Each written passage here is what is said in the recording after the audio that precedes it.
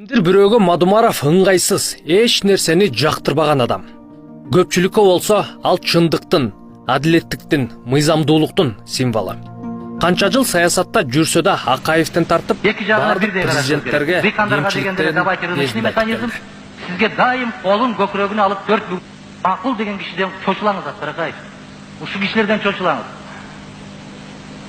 Жок, момундай эмес, мындай болсо туурураак болот экен деп өзүнүн пикирин айтып койгон кишини колдон келсе сиз жакындатыңыз. Себеп философиянын закону ушундай да, противоречие болгон жерде гана прогресс болот. Баары эле куплаббай деп турган жерден көргөнбүз эмнеге келгенин. Мен сиздерди түшүнөм. Бүгүн мамлекеттин кызыкчылыгы үчүн эмес, бир үй бүлөнүн кызыкчылыгы үчүн иштеп атканыңарды түшүнөм. Баштагы КГБ менен азыркы СМБны салыштырбаңыздар, урматтуу коллегалар, урматтуу депутаттар. Себеп КГБ это работало в интересах государства. Интересах государства. А сейчас СМБ работает в интересах бизнеса одной кучки. И занимается устранением тех людей, которые рано или поздно будут выступать и высказывать свою позицию, свое мнение. Эми атып саласыңар. Түгелбай казактын жакшы бар. Душман деп мени аткандарга, саткандаргалар, дуалга такап аткандаргалар деп. Мен дагы сиздердей кылып мактай алам, көкөлөт алам. Бирок ачуу чындык андан кымбатыраак турат. Канткенде биз баягы акчаны таразага салган эмес, интеллектуалдык аң сезимди таразага салган, Алтай Асылханович айтып аткан акылды, аң сезимди, Медеш Шеримкулович айтып аткан мамлекеттүүлүктү таразага салган инсандар качан келет Кыргызда? Аны караган эч ким жок. Эмнеге? Себеби аны караш үчүн баш керек да. Аны түшүнүш керек. Бүгүнкү күндө жогорку кеңеш бул биржа. Муну өкмөттү колдоп бер десе колдоп берет. 3 күн өткөндөн кийин кокуй жаңылып калыптырбыз, муну кетириш керек экен десе, дагы 5 киши кошулуп кетирип берет. Ушул өкмөт. Биз Аскар Акаевдин мезгилинде нааразы болуп жүрүптүрбүз. Чөнтөк парламент болуп калды, юридический отделге айланып калды деп. Биз ошондо ар бир министрди керек болсо өткөрбөй коет элек. Эмнеге? Программасы жакпайт эле. Бүгүн мени кечирип коесуздар, өкмөт башчыңардан баштап вице-премьериңиз бирөөсүн да тааныбайсыз. Акыры бул кишинин айткандарын мезгил далилдедиби? Далилдеди. Менин банк номерим 0551 091992 Кларашы деп чыгат. Сбербанкымдагы ошондой Кларашы деп чыгат. Мен сиздерге кайрылып жаткандын себеби ушул 6-7 жылдан бери ушул балам менен алектенип келип атам. Бул баламдын диагнозу гидросефалия. Түркия элине барып, буну операция кылдырышым үчүн $30,000 каражаты керектелет экен. Башка балдарды көрүп мен дагы ушул балам эчеликке чыгып ойносо экен дейм. Кыргыз элим ушул Кайдыгер Карабаев ушул балама дагы жардам берип коюшуңуздарды өтүнөм. Ушул балам эл катары басып, жүгүрүп ойноп кетпесе дагы өз алдынча басып, өз алдынча тамак жеп калса дейм. Бул менен теңдүүлөр быйылкы жылы мектепке барганын көрүп, мен дагы ушул баламды жок дегенде ошолордун арасында ойноп калса экен деп ниет кылам. Кайдыгер карабайсыздар деп үмүт кылам.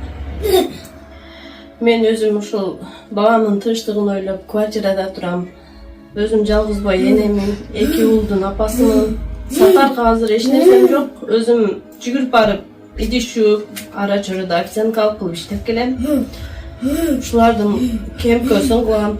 Ошондуктан сиздерден өтүнүп кетерим, ушул балама Кайдыгер Карабай аз да болсо жардамыңыздарды берип, бизди дагы ошол Түркия элине барышыбызга себепчи болуп калышыңыздарды өтүнөм. Канчалаган инсандар жакшы болуп келип атат. Ошолордун катарында менин балам дагы жакшы болуп кетсе экен деп ниет кылам. Дуаңыздарды берип, ушул бизге дагы Кайдыгер Карабай жардамыңыздарды берип коюшуңуздарды өтүнөм. Айжигитов мырза, мен ошолеки 11 жашымда келгенде деле бар болчу. Ошондон бери эле ушул сөзүн айтып келатат. Ушинтип эле айтып. Акылдуулардын баары ушул сөзүн эле айтып келатат. Ушул сөздүн жүрөккө тийчи сөздөрдү айтып келатат. Достукту бербейбиз, тигини бербейбиз, муну бербейбиз. Бирөө чечиш керекпи? Мына Палестинада маселе чечилбей эмне болуп атат? Эли да кырылып атат, жерин да жоготуп атат. Арменияда маселе чечилбей эмне болуп атат? Эли да кырылып атат, жери да чечилбей жатат, отуруп атышат. Тиги Украинада эмне болуп атат? Эли да кырылып атат, жерин да жоготуп атат. Кудай буйруп эртең 4 октябрда элибиз журтубуз жакшы добушун берип экинчи партиясы парламентке өтүп келе турган болсо биз чек ара маселесинен баштайбыз. Баткендеги чек ара маселеси биз үчүн эң приоритеттүү маселе болот. Урматтуу Баткен облусунун жашоочулары,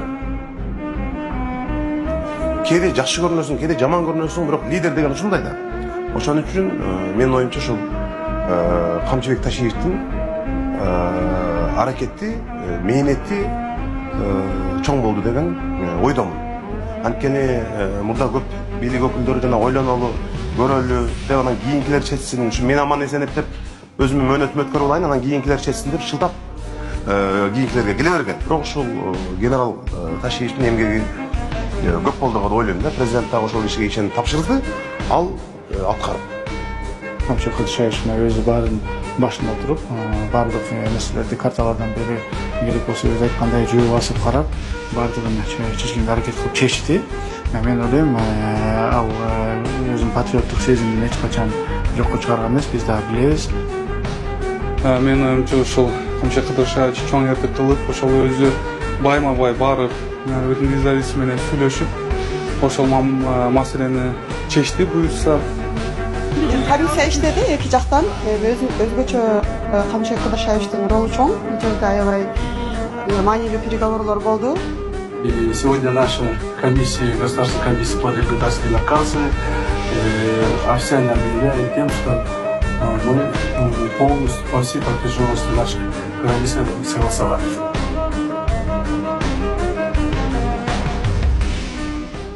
Туулуп өскөн айылың кет болсо бул мындай жашооң түгөдү дегенди сөз экен да. Мен уже мындай өзүмдү ким экенимди далилдей албай калган состоянияга келдим да. Карап өтүп кетиптир дегенден кийин мен уже мекени жок адаммын чындыгындачы.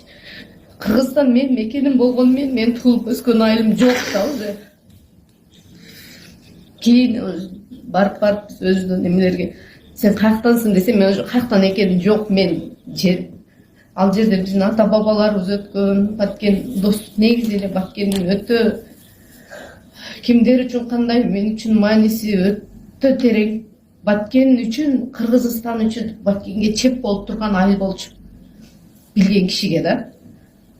Ошо тажиктер бизден сестенип, эр жакка чыгалчу эмес. Азыр 91 гектар берилди, анан алмашылды деген менен Баткенден сиз билесиз да. Кызылбелге чейинки, берки Төрткөлгө чейин канчалаган гектар жер. Жерде биздин ата бабаларыбыз жатат негизи. Мен энем 77-ге чыгып, 78-ге келди. Египеттен бир тууган агам өтүп кетип, өлүгүн бул жака алдырышкан да. Анан ал киши 15 жыл Египетте, Каирде, Аляскар университетинде окуду эле. Анан алыста жүрүп, куса болуп, сагынып, жетпей жүрүп, өлүгүн көрүп калдым. Ошонун жаныга мени койгула деп алдына мүрзө каздырып койгон экен энем өзүнөчү.